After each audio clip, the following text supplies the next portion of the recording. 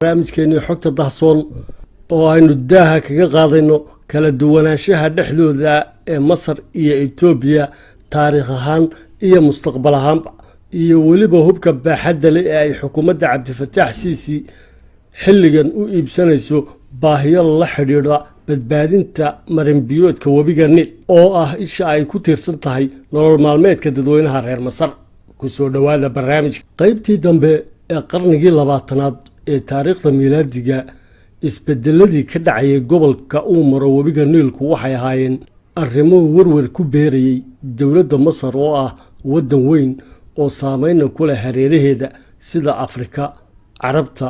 iyo badda Mediterranean-kaba. waana xilli daraasadaha qaarkood ku adkaysanayaan in tirada dadweynaha ee Itoobiya ay ka sarreyso ilaa 10 milyan oo qof tirada dadweynaha ee Masar. waana arrin muujinaya in Itoobiya aanay xalligan ahayn mid ay yaraysan karaan dadweynaha reer Masar, iyadoo Itoobiyana u muuqata dawlad dhexe oo gundheer oo joogta gobolka bariga Afrika oo aan marnaba ka bixin himilooyinka Masar ee ah inay saameyn awoodeed oo dhinac kasta ku yeelato. xilligan oo aynu joogno adduun isbedelaya oo xawaare ku socda oo ah adduun aanay Masar hadda ahayn wadankii diyaarka u ahaa wax kasta uuna ka walwalsanaan jiray adduunka oo dhami oo ahaa wadan lahaa sharaftiisa iyo himilooyinkiisa gobolka. sidoo kalena aanay Itoobiya xilligan ahayn wadan sabool ah oo gobol fog ku yaala, isla markaana ay ka soo gudubtay muuqaalkii lagu yaqaanay ee saboolnimada. xilliyada ay xaaladdu iska degan tahay waxaa suuragal ah in Itoobiya aanay fursad badan u haysan inay Masar kula loolanto diblomaasiyad ahaan, laakiin marka ay xaalado adag jiraan isu dheelitirka waxaa qayb weyn ka qaadanaysa kobaca dhinacyada badana ee ay Itoobiya sameynayso xilligan oo ay Addis Ababa taagan tahay mowqif aad u sarreeya oo ay muujisay kartida ay u leedahay inay ka gudubto caqabadaha soo wajaha iyo dhibaatadeeda gudahaba, laguna abaalmariyay ra'iisul wasaarahooda dhalinyarada Abiy Ahmed abaalmarinta nabadda ee caalamiga. dhaqaaqeedan cusub ee Itoobiyana uu yahay mid nidaamsan oo ay caalamka intiisa kalena kula hadlayso luqad la fahmi karo. taa beddelkeedana ay Masar ka jiraan dib u dhac ku saabsan dhinacyada faylasha amni iyo kuwa bani'aadanimo,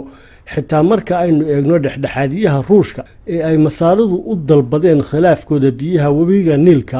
ee kala dhaxeeya Itoobiya. waa tallaabo u muuqata inay Masar garaacayso albaab khaldan, sababtoo ah ciyaaryahanka koowaad ee qaaradda Afrika xilligan waa dalka Shiinaha oo ah wadanka koowaad ee iskaashiga ugu badan la leh qaaradda Afrika, ahna dalka maalgashiga ugu badan ku leh gudaha qaaradda, halka sidoo kalena ay Talyaanigu saameyntooda ku leeyihiin gudaha Itoobiya. waana labada wadan ee ku habboon inay dhexdhexaad ka noqdaan xiisadda dhismaha daamka weyn ee Itoobiya iyo helitaankii biyihiisa webiga Niilka. waana xilli ay inkastoo Masar sanadkan sii dhammaanaya haysay gudoomiyenimada sanadlaha ee Afrika, aanay haddana dawladda Masar maanta u xukumi karin siyaasadda qaaradda Afrika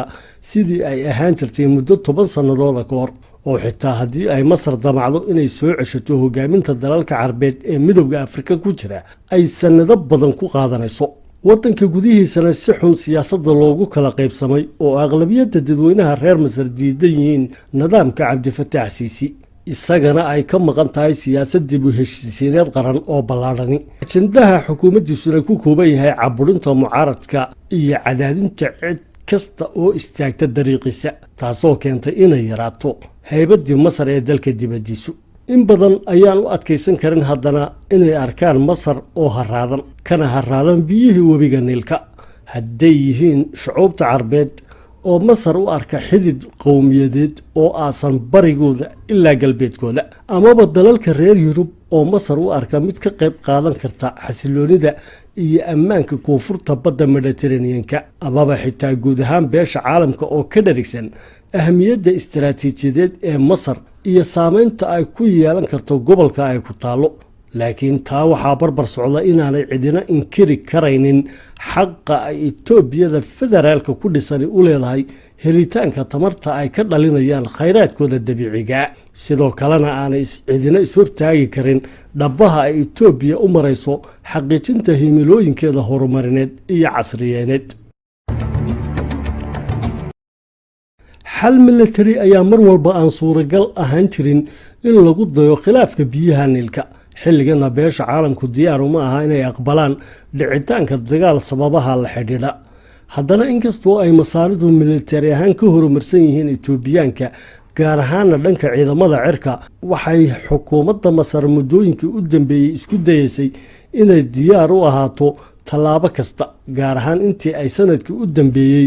wax horumar ah samayn waayeen wadahadaladii saddex geesoodka ahaa ee ka faa'iidaysiga biyaha niilka ee ay lahaayeen wadamada Itoobiya, Suudaan iyo Masar. waxaana jirta inay masaaridu la saxiixdeen dowladda Ruushka heshiis dhanka iibka hubka oo qiimihiisu gaadhayo $3 bilyan oo dollarka Mareykanka, kaasoo noqonaya heshiiskii difaaca ee ugu qaalisanaa ee uu dal caalamka ka tirsani la galo Ruushka wixii ka dambeeyey burburkii Midowgii Sofiyeeti. waana heshiiska ay baahisay wakaaladda wararka Interfax ee dalkaasi Ruushka, kana kooban ilaa 20 diyaaradood oo noocoodu yahay Sukhoi 35, qiimahooduna ku kacayo $2 bilyan oo dollarka Mareykanka iyo sidoo kale saanada dhanka difaaca ee kala ah SA-17 iyo SA-23.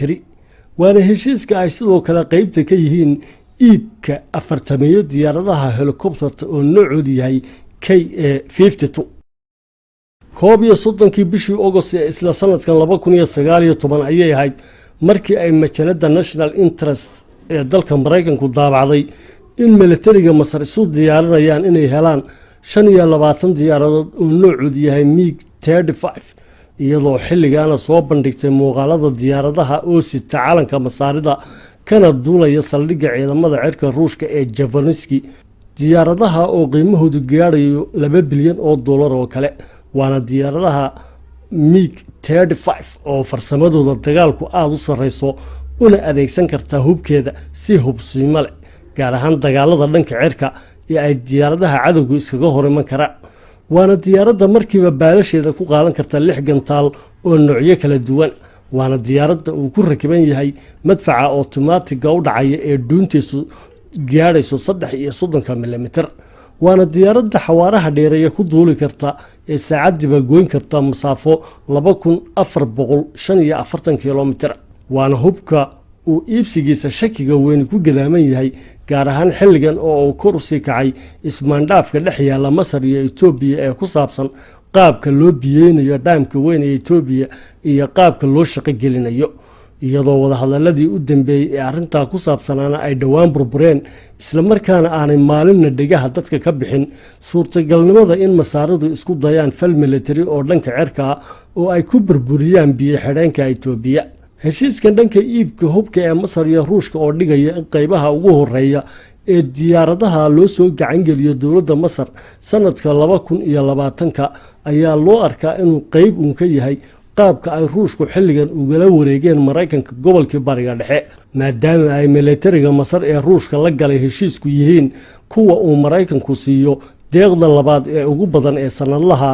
ee uu dalalka caalamka siiyo. waana xilli ay masaaridu isku dayeyso in dagaal kasta oo u qarxa sababa la xidhiidha dhaamka Itoobiya inuu noqdo mid dhex mara Itoobiya iyo dowladda Suudaan oo ah dalka saddexaad ee qaybta ka ah wadahadalada cakirmay ee dhaamkaas ku saabsan, iyadoo masaaridu intii muddaba ahayd isku dayay inay meesha ka saaraan mowqifka dhexdhexaadka ee Suudaan ka taagan tahay khilaafka masaarida iyo Itoobiya. mowqifka oo uu seeska u dhigay